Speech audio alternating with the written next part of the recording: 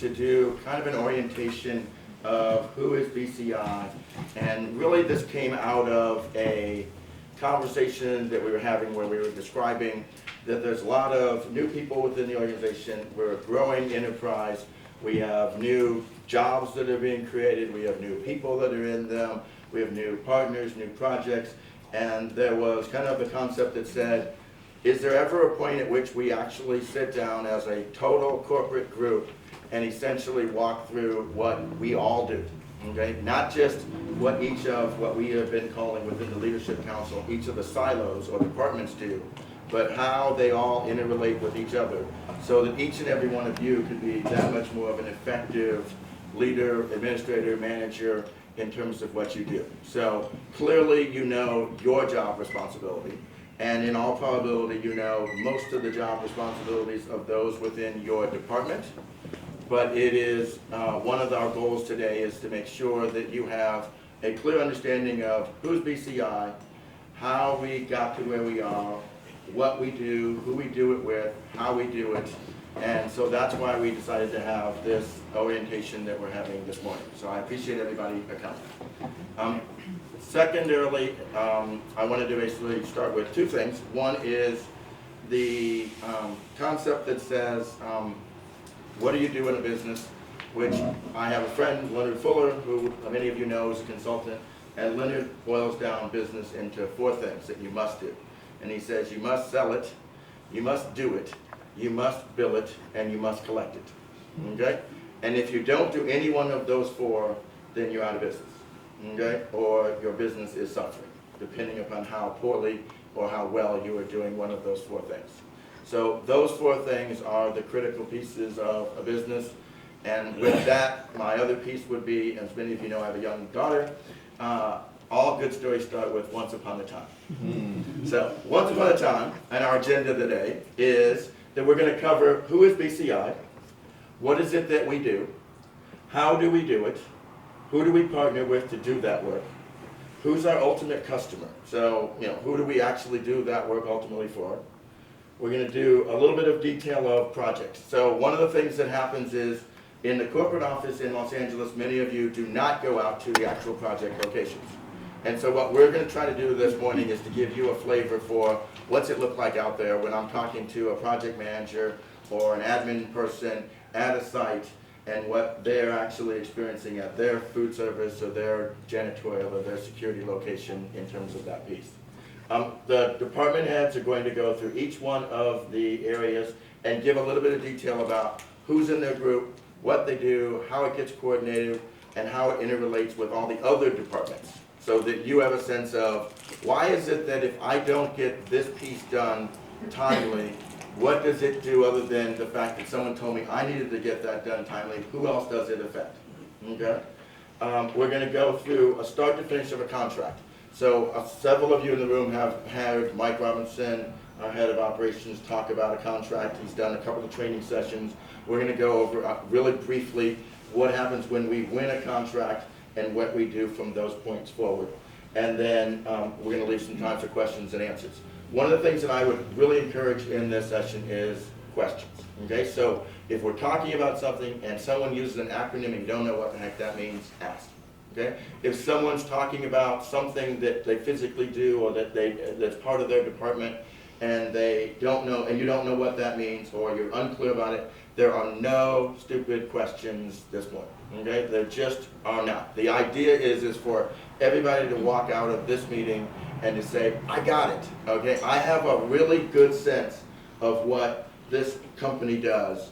And to a sense, I know how they do it. And yeah, I don't know exactly, if I'm in the HR department, what that financial person does and how they get that work done, but I know what their end product has got to be and the timing of some of these pieces and things of that nature. Okay? That's the goal, so that the end questions and answers. Okay? Any questions at this point? Great. Let's go to our start piece here. Is that the first one? Okay. Who is BCI? So what we're going to do is, this is a 25-and-a-half-year-old company. Okay, so this company started in 1991, and it started as a one-person consulting firm. And you're looking at Joe, and I started the business. And so essentially, what we did on day one is we had a couple of clients. One was the Los Angeles Marathon, which has nothing to do with what we do now. A second one was RJB Properties, which we're going to talk a little bit about in terms of what they do. And it was a janitorial and food service company in the Chicago area. And that was how we started our business within BCI. We eventually, about a year later, got our first Department of Defense contract in food service. So an Army base in Wisconsin, we were successful in responding to an RFP, a request for proposal. We won the bid, and then we said, oh shoot, what do we do now? Okay? And we hired a manager, and we hired people, and we put in systems, and we figured out how to pay people at those locations. And essentially what we did was we said, this is a firm fixed price contract that says we charge you a price every meal. And we had to basically put in labor that said we're going to use this much labor. And then when we used that much labor, we had to basically make sure that we managed it so that we used that amount of labor or less every single day if at all possible.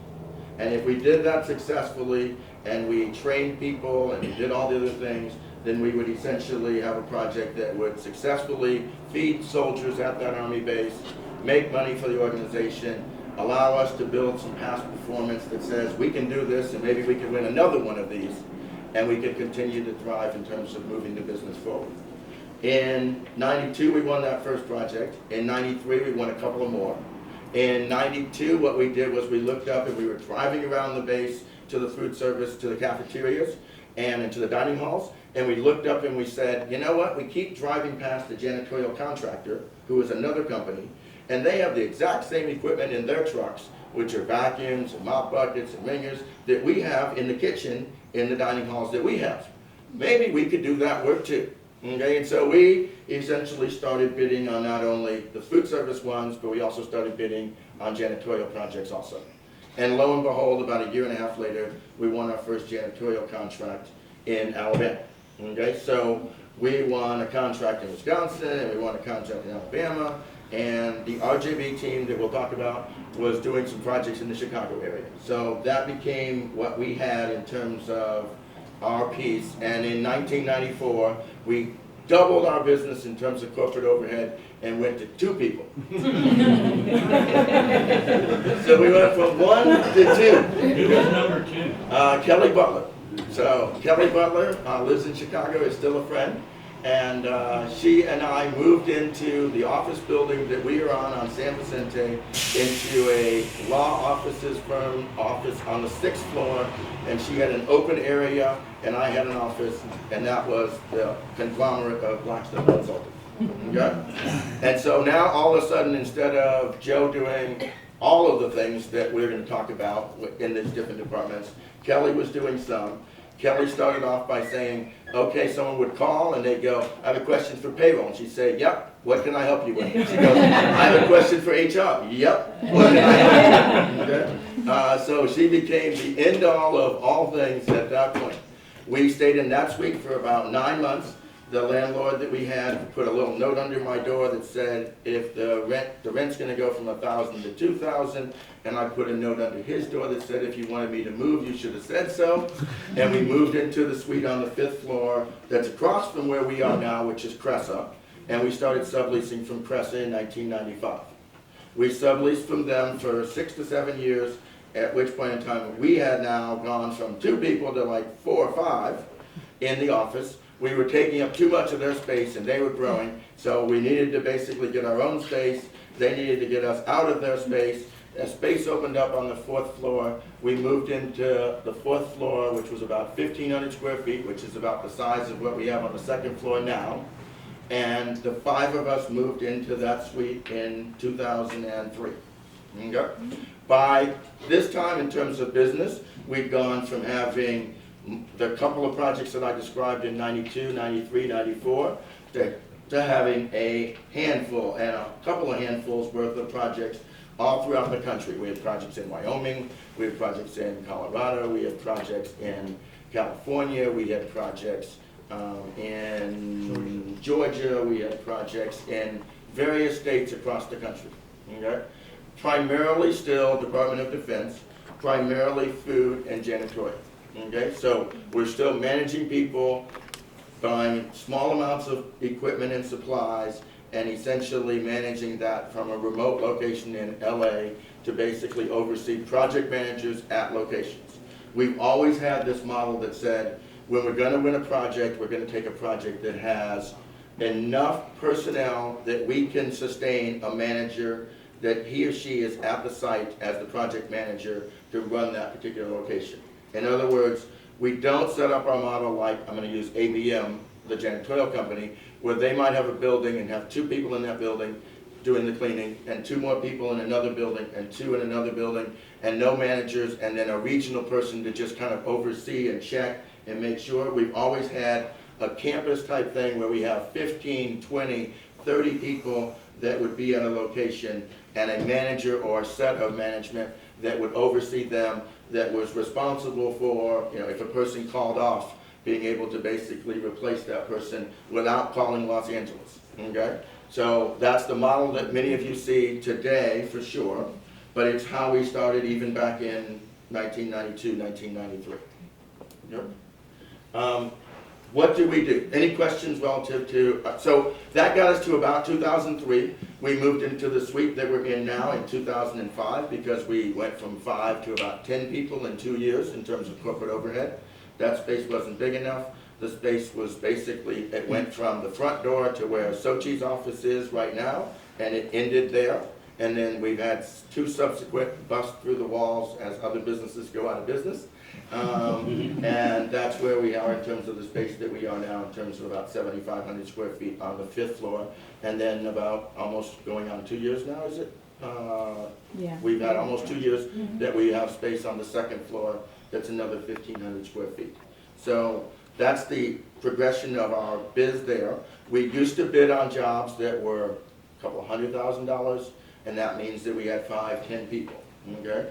Then in about 2000 to 2003, we started bidding on jobs that were $1 million jobs. And we started bidding on jobs that were $2 and $3 million jobs. And in 2005, we won our first, what I'll call like $10 million 8-figure job, which would have been at Fort Carson, okay? So at Fort Carson, we won a project that had about 4 or 5 dining halls that were open, had several hundreds of people, and essentially we were providing the food service for the Army there. And what we did there was we expanded our capabilities to be able to bid on jobs that were that size. So all of a sudden, a customer could look and say, can you run a $10 million job? And the answer was, yes, we're running one in Colorado Springs, okay? And we've grown from that piece over the years in terms of that portion, okay? What do we do now, okay? So the things that we do now are, we do food service, we do janitorial service, we do facilities maintenance. So facilities maintenance for us means the HVAC. So that means the heating, ventilation, air conditioning. It becomes the maintenance of the building. So we have a contract at Camp Pendleton. It's been a larger contract in previous years. It's shrunk because of delivery orders being taken away and going away. But we've done the heating, ventilation, air conditioning at Camp Pendleton, at Seal Beach, at the Navy facility there. We've done industrial doors. We've done, what are some of the other areas in task order? Tanks, washwater tanks. Washwater tanks. So we've done some different things that are there. It's a small piece of our business, but it's a capability that we have. A 4th area that we entered about 4 years ago is security. Okay, so we provide security guard services to a number of different companies that we'll talk about. And then the 5th area that we started about 2 years ago or so is staffing. So there are companies today, mostly major Fortune 500 companies, like a Verizon, like an American Water, that are outsourcing more of their people than they are wanting to have employees. And so what they're doing is they're saying it's more expensive for us to hire an individual, provide him or her a salary or a wage, benefits, and all the taxes and all the liability and everything that goes on with that, than it is for us to outsource that to a company like BCI, and to have BCI essentially then have a wage that they provide them, a health benefit that they provide them, and a markup that they do to make money on that person. It's more efficient for big businesses to do a lot of those pieces today. And so we are entering a phase where we're now starting to do more staffing and placement of people for big customers. Okay? Those are the 5 things we do: food, janitorial, facilities maintenance, security, and staffing. All of them are service. All of them are, we don't make anything. We're just like the rest of the United States. Okay? There's nothing being made in this country now, and we joined right in with it. Okay? So we are a service company. And so basically all we are is providing personnel and people, and our people need to do it faster, better, quicker, with better service than other people's, or they can go to another company and get the same thing. Okay? That's what we do. How do we do it? Okay, so the concept here is, what do we do as a company in terms of, we took ourselves from 1992 to today, and we do it in those 5 areas, and how do we do that? So what we do is it starts with this organization, and keep in mind the 4 things that we have to be able to do to have a business. We gotta sell it, we gotta do it, we gotta bill it, and we gotta collect it. Great, okay, so those 4 things. So it starts with, we gotta sell it, okay? And so we have a marketing team here, and that team is responsible for, and the team is not only folks that are dedicated to marketing, but also operators and also anyone in this room that can assist in terms of selling, okay? Then we have to do the work. So we have to hire people, which we do all the time. Most of our workforce comes from the existing workforce that was already at the location. So use an example of a project, and take a project like Fort Sill in Oklahoma, a food service project. There was a company before BCI that was running that location. When we won the project, there were 400 employees there. Those 400 employees live in Lawton, or in somewhere in the Lawton, Oklahoma area. Their kids are going to school there. Their spouses live there. Their life is there. So just because BCI won the project there doesn't mean they're uprooting and leaving. What they would prefer to do, and is what's preferable for us too, is for them to be in a position where they could potentially work in the same type of position again with our firm. So we interview the folks that are there, and we onboard and hire primarily 90 to 100% of that workforce. So we essentially have very limited recruiting effort that has to go into our hourly workforce. And then what we generally do is, we might interview the existing management team. We might hire some of the existing management team. We might not hire some of them, because that may be why the other guy lost the contract, because his management team wasn't very good. Or we don't think that that person fits with how we would do the business. And so what we want to do is to make sure that we get as strong a management team, which is the critical part for us when we start a project. So the how do we do it is, we primarily inherit our workforce hourly, and we, in some cases, hire the existing management or pieces of them, or in other cases, we train other places. So what we will take is a project manager and an assistant project manager at a big site, and train the assistant project manager so that he or she can be capable of running another site if we get one. And then lo and behold, we win a new project, we shift that person from project A to project B, the new one, and then that person essentially becomes the person that runs that location. Sure.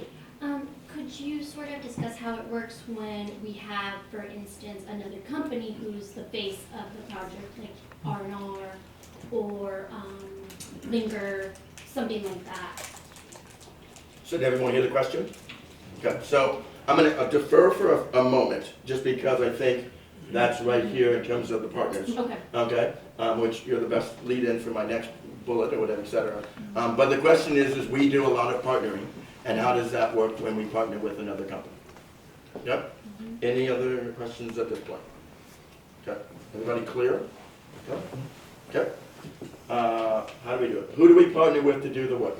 So we have always found that the space that we work in, so we work in a space that's the federal government, so that's like the Department of Defense, the Coast Guard, the General Services Administration, the Veterans Administration, federal government, I'm going to call it municipalities, which are city, state, county, things of that nature, school districts, which usually fall underneath one of the municipalities, and then commercial clients. So we have commercial clients and things of that nature.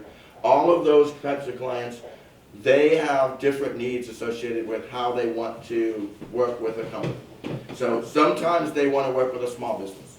Sometimes they want to work with a women-owned business. Sometimes they want to work with a hub zone, which is an underutilized zone financially within the country. Sometimes they want to work with a service disabled vet company, someone that owns the company that has served in the military, that has some type of a disability. Okay? So those things have over time forced and made us go into many a partnership associated with different companies. And so some of the companies that many of you are familiar with, okay, so I'm not telling you anything that you don't already know, are the following ones. So there's a company called RJB that's based in Chicago. It was a company that was started in 1986, 31 years ago, by my father. And so when that company started, it started as a local Chicago firm, and they bid on a number of different jobs. They've eventually evolved into being almost exclusively a janitorial company, okay? And they provide services to school districts, universities, and when I say school districts, K through 12 schools, universities, commercial clients, those are the primary folks that they deal with, okay? And they have approximately, how many people do they have? 500? Okay, about 500 employees in Chicago. They have a corporate office there in the suburbs of Chicago. They have about 15 or 20 people that are in that corporate office. And they are in similar areas of, HR, operations, similarly to how we are structured that we're going to walk through shortly. They have that same type of structure there. When my father passed away about 3+ years ago, the business is now owned by a trust by myself. And so essentially we run that business exactly like it was run before. The only change that took place was the ownership. Okay? So that's RJB Properties, and we work with them, and the contracts are in their name, and the people are their employees, and we support them in whatever ways that we can, which our group is going to talk about, but that's one of the entities that we work with. Okay? We have two LLCs, so limited liability companies. So there are two companies. One is called Howard and BCI, and the other one is called H&B, which stands for Halsey and BCI. They are firms in Georgia, and we work with two blind vendors, Jim Howard and Franklin Halsey, and they operate two projects. One is Robins Air Force Base in the Macon, Georgia area, and it's an Air Force food service contract, and it's done under the Randolph-Shepard Act, which we'll talk about what that is. And then the other one is also under the Randolph-Shepard Act, and it's Franklin Halsey, and it's H&B, and they run two projects on the base at Fort Gordon, which is in Augusta, Georgia, where I want to play golf.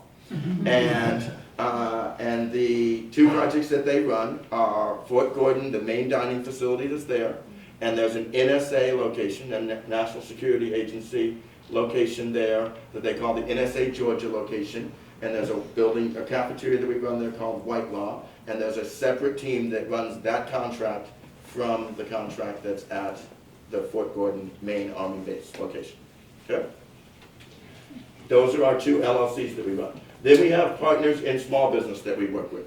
So this goes to, do we need to have, and does contracting prefer to have someone that's women-owned?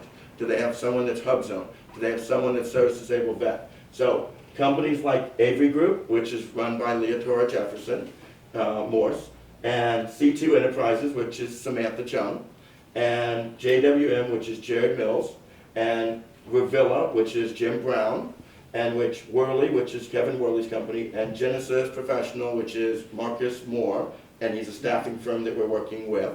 Those firms fit criteria that make it such that they can be a prime contractor, meaning, so they're bidding on an Army job, it requires a hub zone company.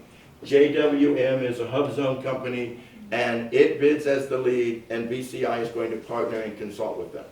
Okay? And in that consultation, generally what we do is we provide all of the services that we have, which are our HR support, our finance support, our payroll support, our risk management support. We help with marketing and putting together the bid so that we can win that project. and it also includes operations support. Okay, so all of those elements are the support that we do, and for that, we charge them a fee. It can be a percent of the profit. It could be a monthly figure that is set.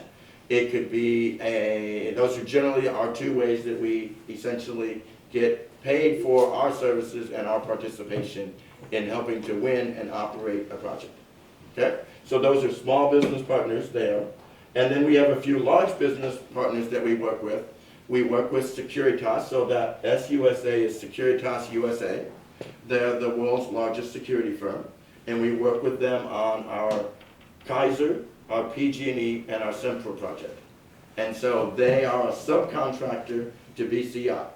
And in that case, those clients want a minority-owned company as their prime contractor, and they have that in BCI. And then we get support from Securitas, whether it's training, whether it's manning, whether it is, in some cases what happens is these clients prefer and want periodic work in terms of a guard. I have a PG&E and I have a power plant, and there was a threat against that power plant that was emailed to our company, and so we want a guard out there tonight to watch that.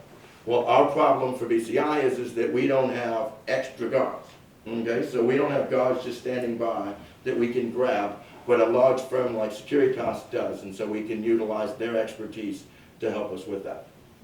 And then, so we work with Securitas, we work with Aramark. They're our subcontractor for the Northrop Grumman janitorial on the East Coast.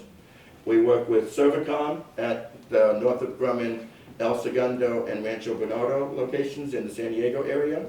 And we work with Sodexo at Marine Corps locations, the MedCom location at Fort Irwin, and I'm probably missing one or two other locations. Pendleton, Parris Island. Yeah, those are all Marine Corps locations, yes. Okay? And then, so that's our large, and then we have Randolph-Shepard projects. So Randolph-Shepard is a 75-year-old law that came into existence with the federal government in the 1930s. And it was based off of, there is essentially 70% unemployment in the blind community. Okay? So 7 out of 10 blind individuals in this country are unemployed. And so the idea was to offer opportunities as the federal agency to those who were visually impaired. And so they created the law, and essentially most of you would know this from, if you walk into a federal building and there's like a newspaper stand or a little candy store in the corner, a lot of times there's a visually impaired individual who is running that stand and selling things of that nature. But the law itself actually says the running of a cafeteria. And so somewhere in the mid-1990s, not us, but another company, essentially challenged that law, that the running of a cafeteria included running a military base. And that the cafeteria services and the dining facility services at a Army base or at an Air Force base or whatever would actually be subject to Randolph-Shepard. And lo and behold, they won. And so there is a competitive advantage that's given to a state licensing agency. So each one of these states has a group that's called, like California Department of Rehab or Georgia Vocational Rehabilitation. Those are the groups that oversee the state program for Randolph-Shepard. And so they oversee vending locations. They have vending locations at like roadside rest. Those are being run by visually impaired individuals. So they run programs like that that also include cafeterias like military dining.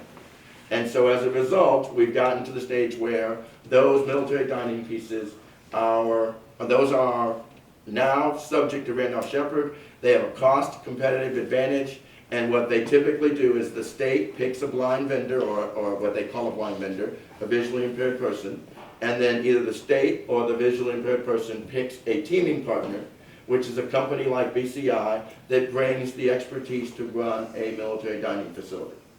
And so we entered into partnerships under Randolph-Shepard starting in 2001, and for the last 15 years, we have grown from having one project under Randolph-Shepard to having the most in the country and having like 14 or 15 different locations that we work with. Okay? The actual operation, in other words, the how do we do it, doesn't change. So if it's a food service location, like you said, Fort Sill, and we work with a company, R&R Food Services, that's owned by the blind vendor Rob Brown. While the people are on R&R's payroll, and we process that payroll, or we used to process that payroll through our organization, the actual physical, what we do at the site doesn't change. We still, and Mike will go into the details of what we do in terms of operations. What we do doesn't change, just the partnering of it does, and to some degree, the liabilities change, and how we basically treat the employees. They're not ours, they're not BCI employees. We can guide, we can counsel, we can suggest, but we can't tell them how to do exactly everything it is that we're doing. So we have a number of partners. I'm not going to name all the names. Many of you know the names and you see the names, but those folks are folks that we work with at organizations here. And in some cases, the vendor doesn't have the people, and the people are on BCI's employee. Okay? So BCI would then bill, get the monies, pay the people. In other cases, the vendor has set up his or her own company, and then their company is the one that would get the money. We would distribute it to both parties. We would help them to pay the people underneath their tax ID number, separate from a Blackstone Consulting one, and we would basically formulate it from there. Questions? Okay. Okay. Awake? Yeah. Yeah. Just making sure, you know. That's always, there's never definitely there. And then my last piece that I'm describing, who's our ultimate customer? Okay, so I described for you our history, and then I said, here's how we do what we do, okay? And then I went and said, what do we do, okay? And then we said, who do we do it with? Question. Sorry. Sure. Do you prefer one sector Do I prefer one? of partnering, like between I prefer small businesses? no partnering. So our preference is to get a contract in BCI's name and to operate it. Okay? Is there a limit to that of something? We are large business. Okay? Large business, at least within the federal government, is usually defined by a volume of revenue that you have. We long exceeded that number. Okay? So it's somewhere in, it depends on what it is. For janitorial, it's about 19 million. For food service, it's about $38 million a year in revenue. Okay? And we do over 100. Okay? So we can't bid on a contract that's small business. So if we wanted to bid on a job and the customer, the ultimate customer that I'm about to talk about, puts it out as small business only, meaning that's who can bid on it, then we have to partner with someone else to basically participate. Okay? So if it doesn't have a small business part to it, and we fit all the criteria, then we bid.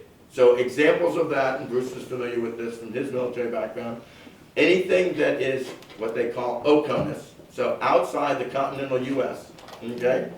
Anything outside the continental U.S. in federal contracting does not have any parameters for who can bid. In other words, it's an open bid situation. So we've bid on a job now in Bahrain. We've bid on a job in the Middle East. We've recently bid on a job in the UK. And we can bid on anything outside of the United States and bid as BCI. So to answer your question, I prefer to bid BCI. A lot of our commercial clients are that way. So commercial clients, hold on.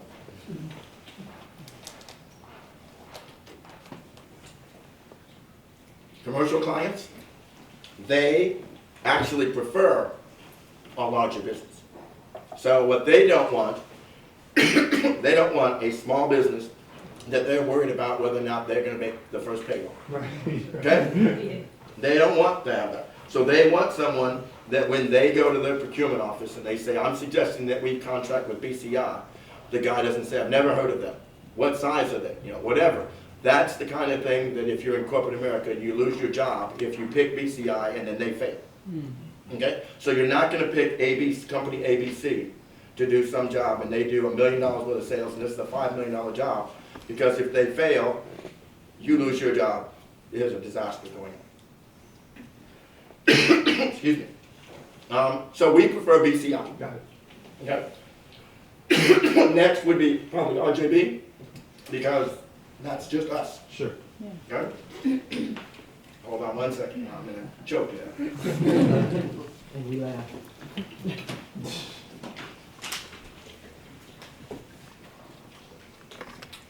I guess our next one would probably be partners in large business, because in general, most of those large business ones that we work with, we're the prime, and they're a sub to us. Okay? So essentially, it would be BCI by itself, RJB by themselves, BCI with a large business as us being the prime contractor, and then it becomes, do we have to partner under Randolph Shepherd or with a small business or an LLC? And the reason that we set up those two LLCs, just so you know, those two are both Randolph Shepherd projects.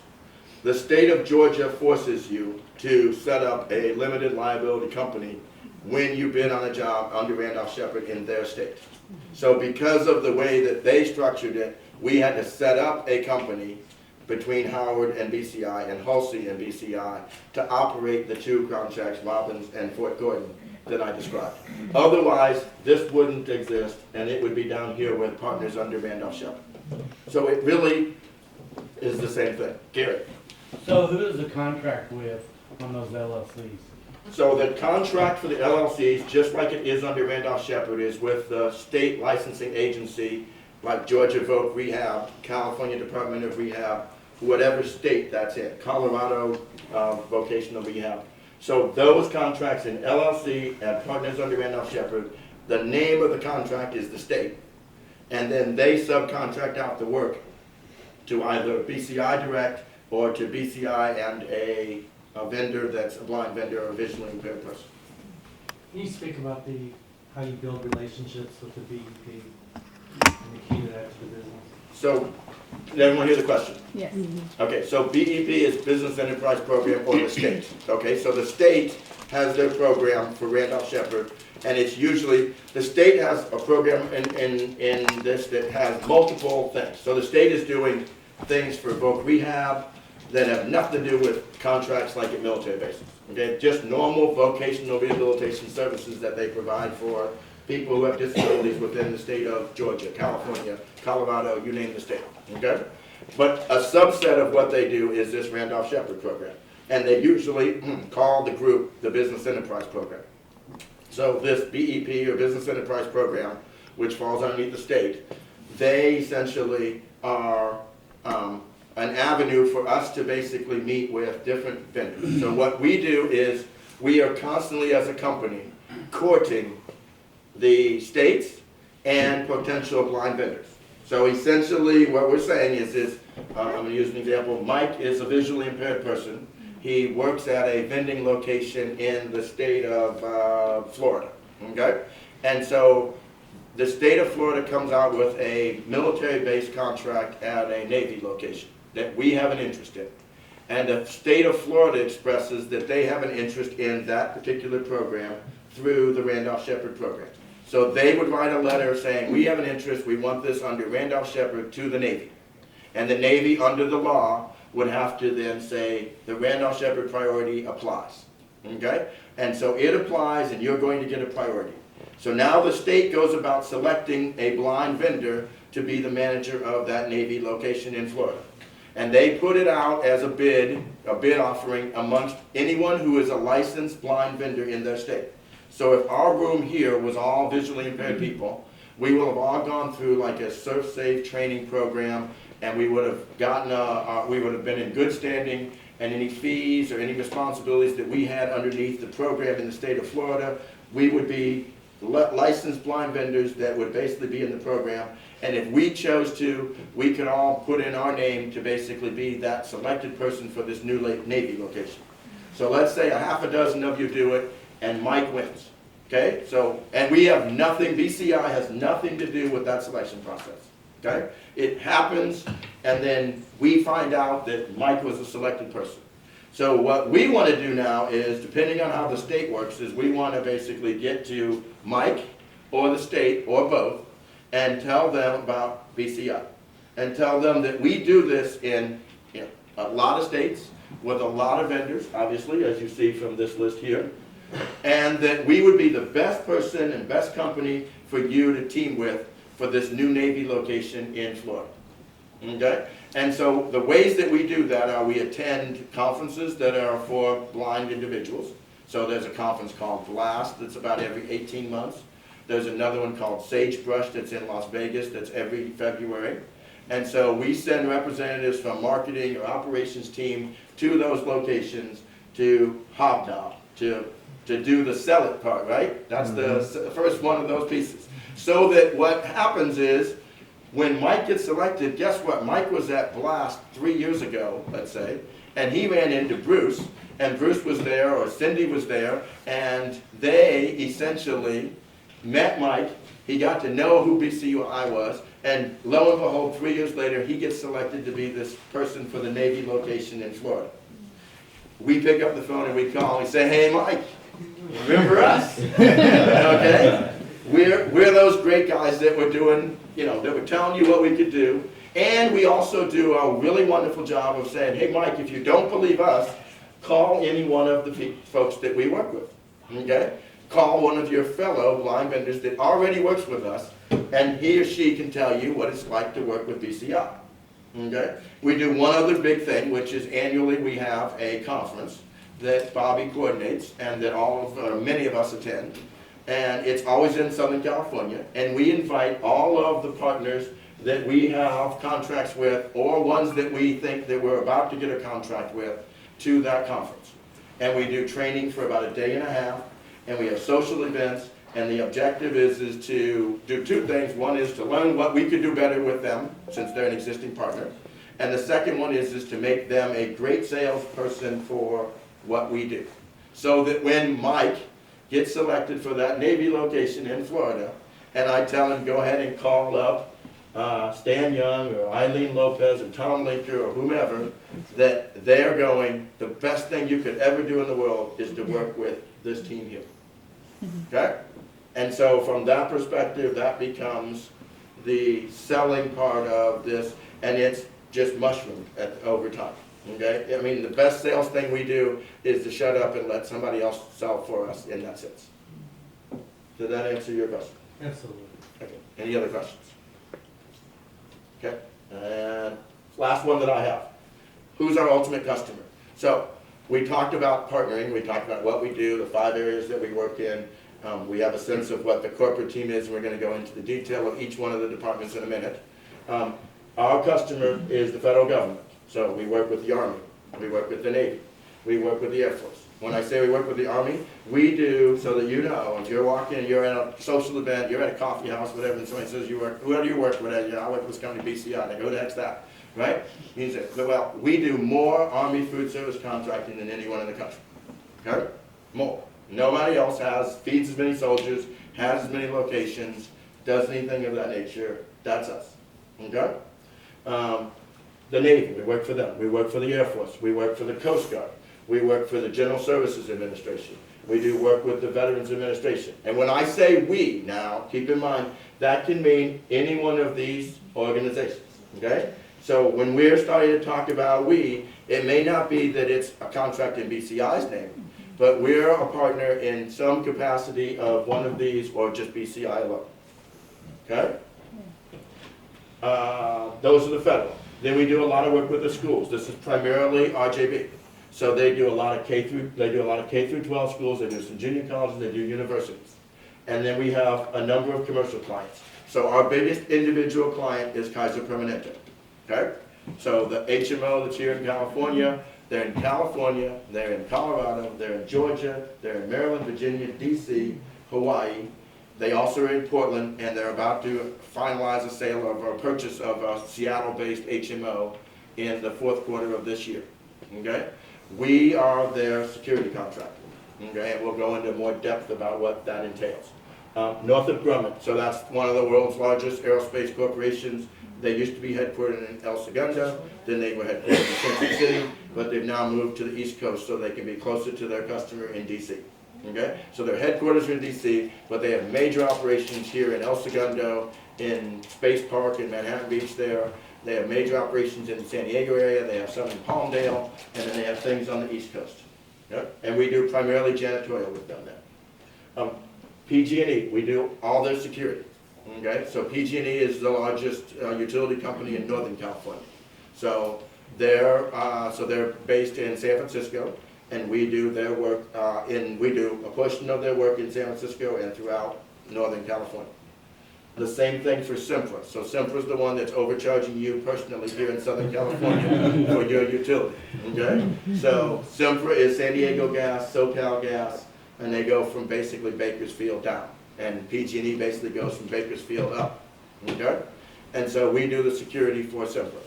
Okay? We work with Verizon and we work with American Water on the staffing side, okay? And we don't have lots of placements with them, but we anticipate expansion there. Mike will talk a little bit about what we're gonna do in that area there. Those are our customers, okay? So who we are, what we do, how we do it, who we partner with, who's our ultimate customer, and I think it's about 10 minutes to 10 and we're gonna take our first break. Any questions, Howard, before that? So, Yep. so did I hear you right when you said that your most important, what did you say the most important sales tool was? I don't know if I said that, did I? Well, I thought I heard you say it was our customers. It is, Talk to someone yes, else. I'm sorry, I did, yes. And so would you say that whenever we talk to that customer daily on a, you know, they have an issue on insurance or any issue? Anything, right. Are we maybe one of your best marketing associates? You are most definitely our biggest. So let me give you an example of this, okay, so that you're really clear. Because I mean, some of you may never go to a project site, okay? Some of you have already been to project sites, and some of you we're going to coordinate you getting to a project site so that you get a better handle of what we're describing. So you get a call from the contracting officer for, let me pick a site, pick one, Fort Polk, okay, in Louisiana, okay? And you may not get that call from the contracting officer because they have a long-standing relationship with Bruce, who's the VP, so they probably call Bruce because they know him, right? But there's some issue that's being worked, okay? And let's say it's a financial one or it's a risk management one, okay? What happens, here's the circle that you need to understand, is that contracting officer, this is our best salesperson, okay? So we have the contract there. But guess what happens when we bid on jobs? When we bid on another job at another Army base, we put down references for our bid. And one of the references might be that contracting officer at Fort Polk. And so when you take 2 days to get something done that could take 1 hour, they remember that, okay? And they go, man, that BCI firm, if you want something done slow, then they're the right guys to go. Okay? They can really help you be behind the 8 ball if you want to go slow and do something of that nature. Okay? On the contrary, if there's something that should take 2 days to get in their mind, and they got it in an hour, okay? And I'll use Michael Goldberger because I can see him. You know, they needed to know how the rates for work comp were created or whatever for something, and he turned it around in an hour and got them the information or whatever, etc. They're saying exactly the opposite, and they're saying, these guys rock. They're the best, okay? If you want fast service that's professional and everything else, then that's who you get. Well, guess what? When the new base that we bid on calls up the contracting officer at Fort Polk, he's our best customer. He is our best salesperson because this is like a cult within the commercial world and the federal world, okay? There are contracting officers across Army bases and Navy bases and Air Force bases. And guess who they believe more than anybody else in the world? Their fellow contracting officers, okay? They don't believe contractors. We all have things that we say that we don't necessarily do on a regular, all the time basis, because that's business, okay? But what they do believe is if I pick up the phone in Alaska and I call the guy in Louisiana for Fort Polk and I say, you know, I got a reference here from you for this company BCI. How do they do? And that guy says they're the best. That is like gospel, okay? I mean, it is better than anything you can have, okay? So all of a sudden, that same, I'm taking it back to Gary's question, sorry for the long answer, is that 1 minute call or whatever, et cetera, where the guy asked for something that we got it to him in an hour instead of 2 days, makes that person then tell that person in Alaska that essentially these guys are better than you could ever ask, and that yes, they'll have problems, but they'll fix them immediately, or they do great work, all the way from what we do in this room to the actual work, food service, janitorial, security, whatever it is, out in the field. That's how we win more business. That's how we keep a customer pleased. And so don't ever think, and that's part of the reason that we're having this morning session, I don't want anyone to think that the most trivial thing that you do in your job, within your department, that flows to the corporate office, that flows to a project site, that makes up the whole entity of BCI, isn't important. Okay? It just mushrooms like that piece.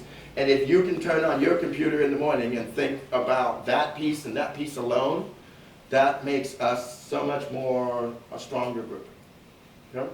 I don't know if that answers So your I question. think what I heard you say Yeah. was that no matter how trivial we might think, whenever I call Fort Lee and talk to the receptionist, it's just as important to talk to them It is. in a professional and prompt Yes, manner it is. as is talk to the contractor. Yeah, because that person, so the Roll administrative that. person you talk to, the cook that you talk to, the food service worker that you talk to, that person is gonna interact with our customer.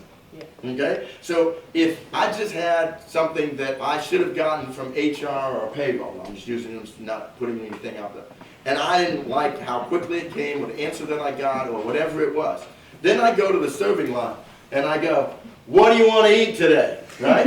Instead of, hi, how are you? What would you like on the serving line? Right? That person is bent out of shape and is acting like someone who didn't get fine customer service. And every little piece, and it started from our person here not getting them an answer or getting them not doing it in a professional way or not doing it whichever way it is. And granted, you may have done it professionally and they didn't take it that way. Okay? So that's a different story in terms of just mankind. Okay? But in terms of what we need to do and put attention to things, that small phone call to anyone from the lowest paid individual that's a key cog in what we do, who touches our ultimate customer every day, that person needs to know that we care and things of that nature. Otherwise, he or she is potentially unselling our business. And I think what we're trying to do on a morning like this is to give you a flavor for, you know, and I hope that what you're doing is you're thinking about all the things that you do and going, okay, so I think of that differently now in terms of when I don't do or when I do or if I can do, or who do I grab within my team here. And that's what the next phase that we're getting ready to talk about is, what we have is we have this silo and this department and this department and this department and this department, and we're trying to make it all one. Okay? And so if Michael Goldberger needed something right away from the finance group to be able to answer that question that the contracting officer needed in an hour instead of 2 days, and the finance group doesn't help him, then guess what? He doesn't get that answer in an hour. He gets it in 2 days. Okay? And then the mushroom effect occurs associated with the guy from Alaska calling, and he says, you know, these guys, they get stuff in 2 days, not 1 hour. Okay? So the only way in that example that I just gave is for Michael to be able to walk down the hall and go, hey, Gary, or hey, whoever, I need to get this, and now everybody's thinking the way we're just describing it right now, which is, if I don't get that piece, then I've lost that momentum and the sale and everything else that's associated with our organization in that sense. But if I can walk down the hall and be collegial and be supportive and have that same go-get, you know, I need to basically provide that because this is why it's important, and it has message across the board, then I think that becomes huge for everybody in this room. So I think I understand. So whenever Gary Borman fills out his job description, the first thing he should say is sales associate / controller. I like it. You got it. That's correct. So everybody's gonna get a new business card that says sales associate / your title. Yeah. Got it? Okay, any other questions? Otherwise, we'll take a break. Okay, we're taking like a 10-minute break. Thanks.